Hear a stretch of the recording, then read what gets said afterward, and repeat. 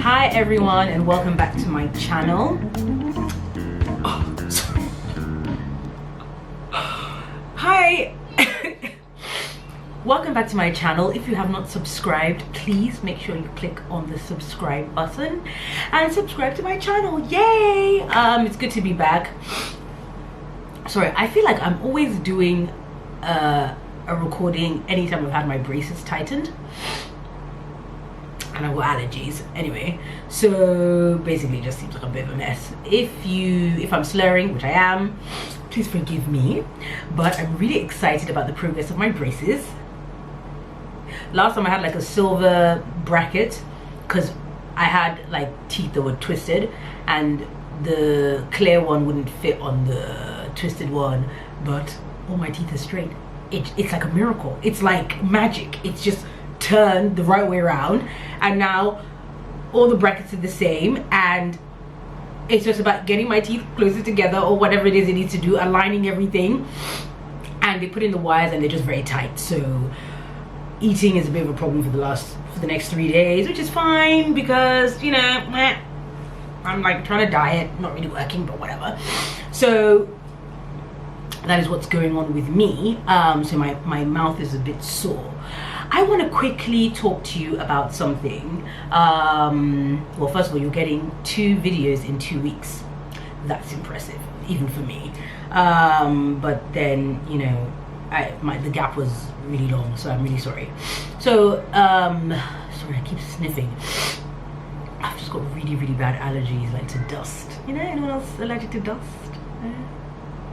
Okay, so what's been happening? So over the weekend, so on Friday I had a church program. I was the MC for like a praise and worship night that we have once a year.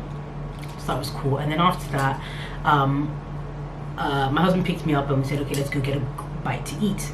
So we went to eat, and I think about this point it was 11 p.m. and okay, time to go home. So we're going home, and where we went to eat, and my church is not far from our house. So we left the restaurant, and my husband's friend is in the back of the car as well, right? In the car with us, is what I mean. So we're driving home, right? So we are on Alexander, so I mean, so you know Body Lawn, right? But you know it's broken up into bits. It actually has different names. So we're on the Alexander part, like if you're going to the mainland, like towards the end. So we're driving down that way where you need to do a U-turn, and we drive down, and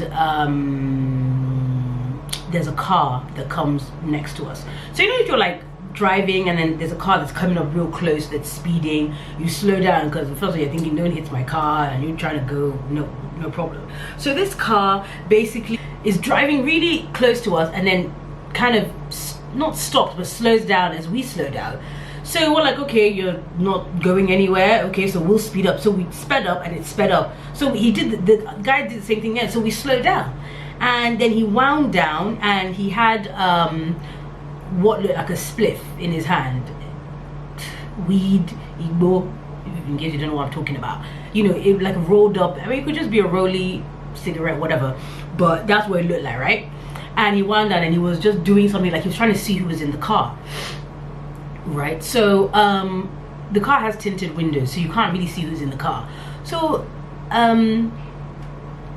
we're like, so I was like, what's wrong with this guy? Just thinking, it's night, it's Friday night, guy's probably drunk, crazy drivers in Lagos, no problem. And we go on our merry way. So we now do the U-turn to turn back, like you're heading towards Bodilon, right? And driving, and then my husband goes, is this car following us? And I was like, no, I don't think so, because the car that stopped by us was black. It was like a black, it was just a black car, like a black saloon car, right? And then the car behind us was silver.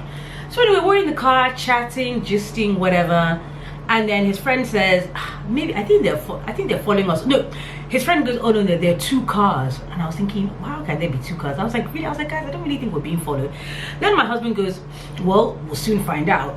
And you know the roundabout for the Lekki Ikoyi that head to Lekki from Ikoyi, that roundabout. So you know you can do the whole roundabout, go around, or you can do the illegal route and you just turn, basically do a shortcut. So my husband was like, oh well, let's find out and see if we really are being followed. And then he just does the turn, and as he does the turn, the two cars follow us. So at this point I'm like, this isn't funny. So I'm like, oh my gosh, they're actually following us. And I'm like, what are we gonna do? What are we gonna do? He goes, don't worry. And obviously I was worried and I was scared and I was thinking, oh gosh. And then he now starts to increase his speed and he starts speeding. And what do? They start to speed.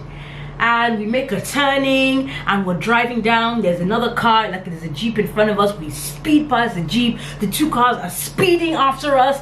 And I'm just like, what is, like, what, why? What is happening? Like, I don't understand. So these cars are just speeding after us. And I'm just thinking, yeah, what kind of wala is this? I start praying. I'm praying under my breath and in my head. But you know when like you're praying, but you're praying, you're thinking, oh my gosh, what's going on? And I said, what's gonna happen? I said, what's gonna happen when we stop? Because I just thought we have to stop at some point. So what's gonna happen? He just said, don't worry. And I'm so happy he did that because he was fully in control. Right? Anyway, we speed all the way down this road and we get to our estate, and then we wind down and we see there are two cars behind us, and then the security is like, oh, how many people, thinking that they were with us, and we're like, no, we don't know them. So security is tight, which is good. So we drive in and then the cars don't enter, and then of course we now get to our actual house, and our security guard takes like 5 minutes to open the gate, which is quite ironic because thank God we live in an estate, because if we didn't, we'd be sitting outside honking for 5 minutes while we're being chased by two cars. So the reason I'm telling this story is that y'all need to be vigilant, okay? Like, keep your eyes and ears peeled, because people are being watched. Because first of all, I don't know where the cars came from. I don't know if they saw us at the restaurant and followed us from there, because it was so random that we're driving and literally out of nowhere one car comes and then there's another car. So there's a few things I want to touch on. So first of all, my husband was very much in control and I'm so thankful. I'm very thankful he was driving the car, because it's funny, because usually I would be like, oh, I must drive this car. So you know, like when you get a new car, you want to drive, I want to say drive out of it. Do you know what I mean? You want to drive it all the time because it's new and it's like, oh, this is fantastic. I want to get as much drive out of the car as possible. So usually I'd be like, oh, you know, let me drive, whatever. But I had a long day and I was really tired, and he picked me up and I was just thinking, I'm not going to be like, oh, let's swap. So I was very happy to just chill in the passenger seat. That is number one. Number two, I don't know how much control I would have driving at that speed and turning corners and trying to dodge people.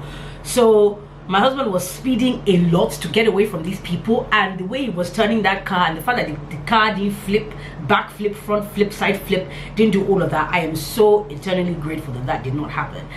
And three, I was a little bit scared, and you know, you don't know how you're gonna be if you're driving, you're scared, your hand is shaking, whatever, been able to have control of the car. Who knows? Fight or flight, who knows?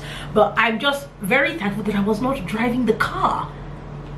I don't think you understand. I'm so thankful. And then the other thing is that when we were speeding, because we were really speeding, and I was just like, man, all I thought was, my God, my son, like my son.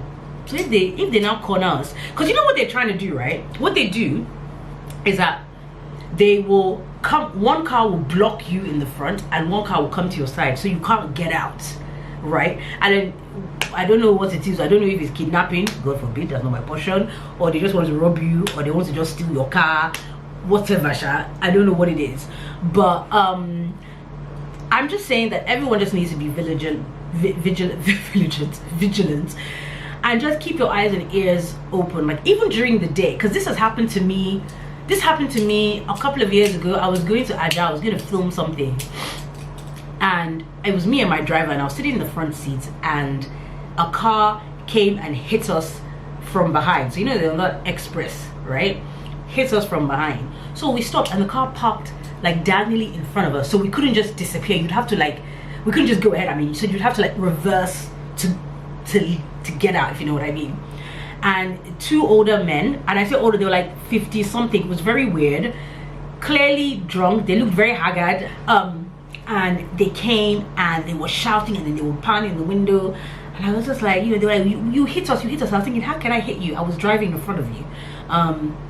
Anyway, and that's what some people do to intimidate. So it was just two guys. They didn't have any weapons on them or anything like that, but they were just trying to scare me. And we didn't get out of the car because I was just like, I'm not coming out to fight anybody. They broke my side mirror. They were just screaming, shouting. I was just like, what am I going to do now? So I just took out my phone and I started recording. So one ran into his car to hide, and I said, I'm gonna put you on blast. Like, this is madness. I don't understand what's going on. And then abuse. Then they got in the car and left. I've also had another situation. People are going to be like, why do I still live in Lagos? I've also had another situation where when I first moved back, I was robbed by 4 armed gunmen on my way. This is when I was with my parents in Keja, on my way back home. But this was after a night of clubbing, and it was in the middle of the night. So, not that I deserved it, but it was not funny at the time. I was petrified. 4 men, and they patted me down thinking I was hiding stuff on me. At the time, I really thought that they were about to do something else, and I was screaming my head off, and I was like, please just take everything. And thank God another car came behind, and they were like, just go. So I'm just basically, the moral of this story is be vigilant. When you're out there, keep your eyes and ears peeled, see who is following you, because at first I didn't notice. I just thought this is some crazy person that's driving next to us. You know, when you're leaving a party, when you're leaving an event, when you're leaving when you're leaving church, when you're leaving anywhere, you don't know who is what. People are just like, times are tough. People don't have money, the economy is bad, and you know, I'm just saying, be careful out there. Whether you're going out, even if you're not going out, like if you're not going out and you're just going to see friends and you're leaving somewhere, just look around. And I will say, if you live somewhere where you get there and there's just a gate, and you know that they don't open your gates quickly and you're being followed, don't go home. I don't know where you should go, but you just have to keep driving and go somewhere. Because my issue is, what if we were somewhere else and we came to a stop and they block you off? What's going to happen? So basically, that's what happened to me over the weekend, and those were my thoughts. My thoughts were, oh goodness. And my son, like, it's me and his dad, they're in this car. If they now carry us away, what's going to happen? Is that how it happens? Never. Hell no. But I just remember my husband keeps saying, what can they do? What can they do? Yes! I should have that mindset. Yes! I'm a child of God. They can't do nothing. Alright, that's it. That's what I want to talk about. Just be vigilant and be safe out there, people. You know, be safe, because people out there do not have your best interests at heart. It's unfortunate, but that's just the world. That's the world we're living in. Seriously. Alright. Peace and blessings. Speak to you soon. Love you lots. Bye.